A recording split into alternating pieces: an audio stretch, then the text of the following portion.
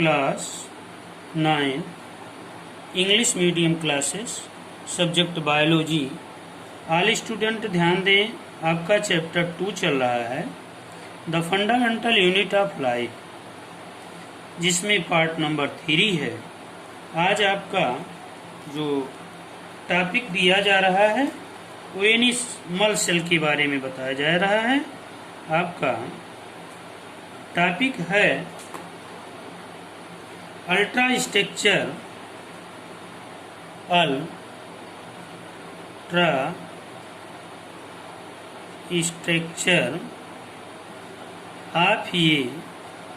Of ये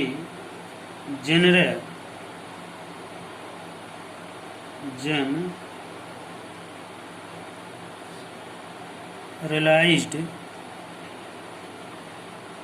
animal cell as seen with electron microscope।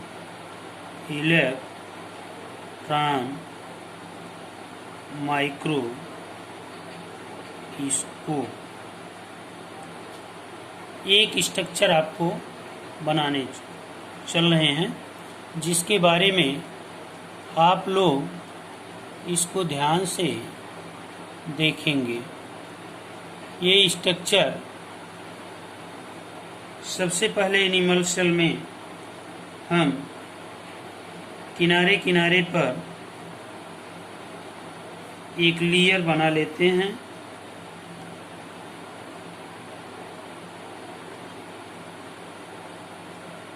ये layer plasma membrane कहलाता है। इसको कहते हैं प्लाज्मा मेम्ब्रेन। प्लाज्मा मेम्ब्रेन के बाद हम बीच में न्यूक्लियस बना देते हैं। न्यूक्लियस के किनारे पर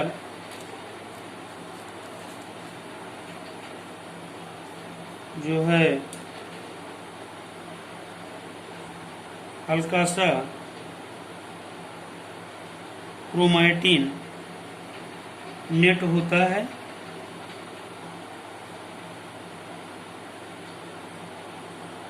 जो एक मेम्ब्रेन के द्वारा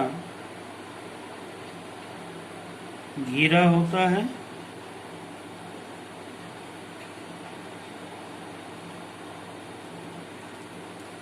ये न्यूक्लियर मेम्ब्रेन डबल के रूप में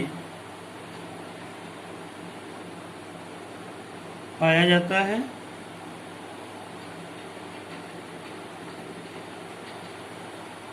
न्यूक्लियस का आवरण मोटा होता है।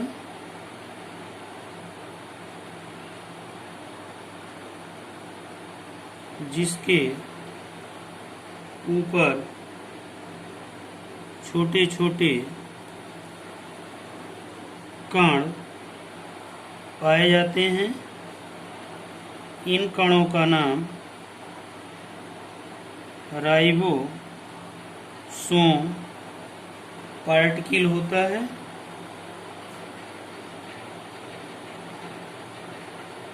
न्यूक्लियस के बाहर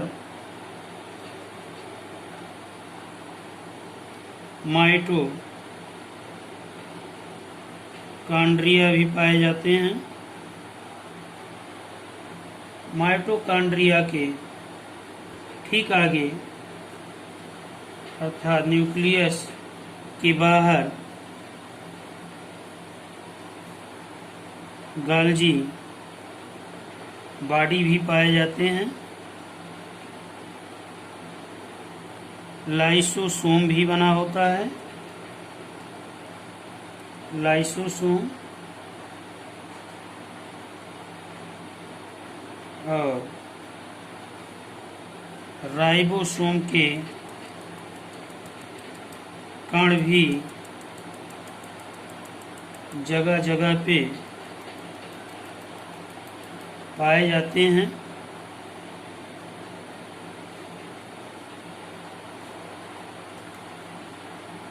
प्रोटोप्लाज्म पूरे कोशिका में भरा होता है।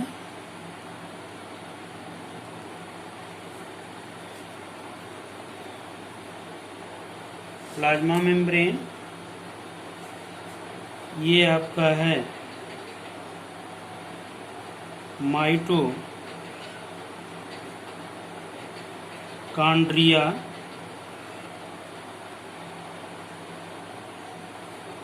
इसके बाद न्यूक्लियर मेम्ब्रेन अर्थात ये न्यूक्लियस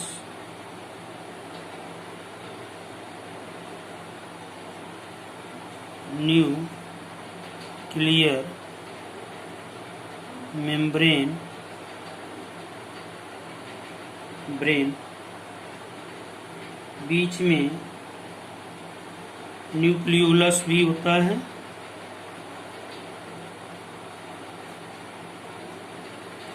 न्यूक्लियोलस पाया जाता है। इसके बाद राइबोसोम के कण पाए जाते हैं। राइबोसोम होते हैं। राइबोसोम के ऊपर लाइसोसोम पाया जाता है। लाइसोसोम के किनारे पर गाल्जी एपरेटस भी होते हैं। गाल्जी एपरेटस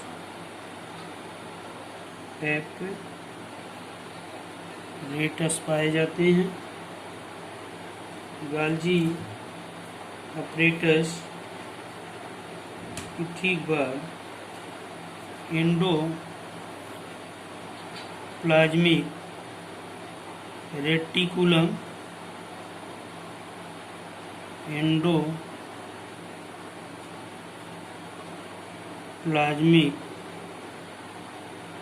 रेटिकुलम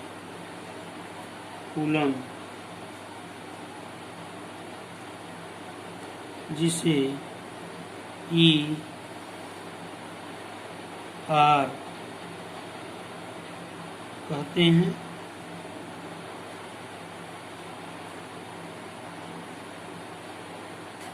राइबोसोम पार्टिकल भी पाए जाते हैं। राइबोसोम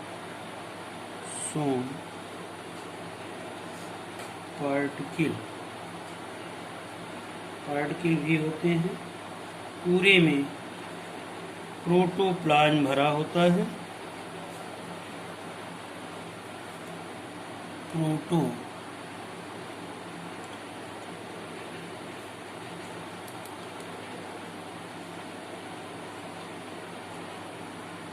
प्रोटोप्लाज्म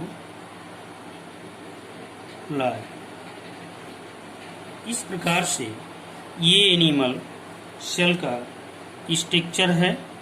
अब आप समझिए इसको। सबसे पहले एक लेयर बना लेते हैं जिसे हम प्लाज्मा लेयर कहते हैं या प्लाज्मा मेम्ब्रेन कहते हैं। ये एक प्रकार की झिल्ली होती है। The function of plasma membrane in protection in cells organs. Plasma membrane जो होती है झिल्ली, ये सेल्स ऑर्गन्स जो होते हैं, अंग होते हैं, उनकी क्या करता है? सुरक्षा करता है। इसके बाद गाल्जी अपरेटस पाए जाते हैं। गाल्जी apparatus in the work of calcium fundamental and made in calcium phosphate an animal cells organ of calcium sulphate. इस प्रकार से गाल्जी बॉडी जो होता है वो एनिमल जो सेल होते हैं, ऑर्गन्स होते हैं, अंग होते हैं, उनको कैल्शियम प्रदान करता है, जो कैल्शियम फास्फेट का बना होता है। लाइसोसोम पाए जाते हैं। लाइसोसोम एक प्रकार का एंजाइम अपघट्ट पदार्थ होता है जो एंजाइम को निर्मित करता है। ये जंतु animal cell and plant cell दोनों कोशिकाओं में लाइसोसोम पाए जाते हैं। ये एंजाइम का कार्य करते हैं।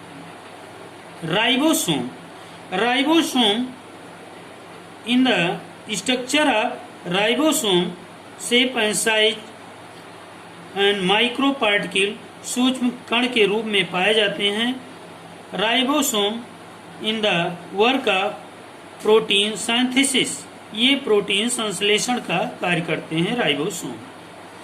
Nucleus in middle area of nucleus, middle area nucleolus and heterochromatin net in outer side with two layer of nuclear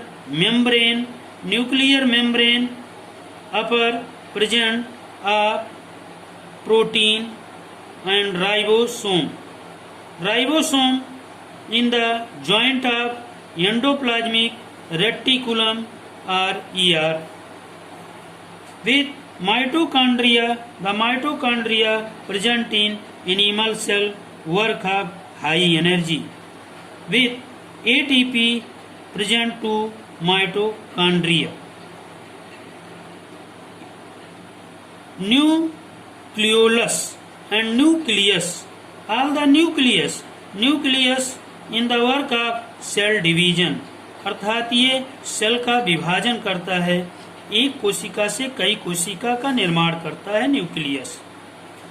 इनके ऊपर राइबोसोम के पार्टिकल पाए जाते हैं जो प्रोटीन संश्लेषण का कार्य करते हैं। गाल्जी एपरेटस आपके हो गए। इस प्रकार से इसमें नीचे प्रोटोप्लाज्म दिखाया गया है जो पूरे एनिमल सेल में भरा होता है, जिसे हम जीव द्रव्य कहते हैं। Protoplasm in the living base, protoplasm ही एक सजीव का आधारशिला बनाता है जिसे हम लिविंग कहते हैं। Protoplasm in present to carbon, hydrogen, oxygen, nitrogen and sulphur with present carbon, hydrogen, nitrogen, oxygen, non living but present in joint carbon, hydrogen, nitrogen, oxygen, phosphorus and the base of living। इस प्रकार से निर्जीव के रूप में carbon, hydrogen, oxygen, nitrogen, phosphate पाए जाते हैं, लेकिन वो एक सजीव का आधार बनाते हैं जिसे हम प्रोटोप्लाज्म कहते हैं। आज का टॉपिक आपका इंड होता है। Thank you.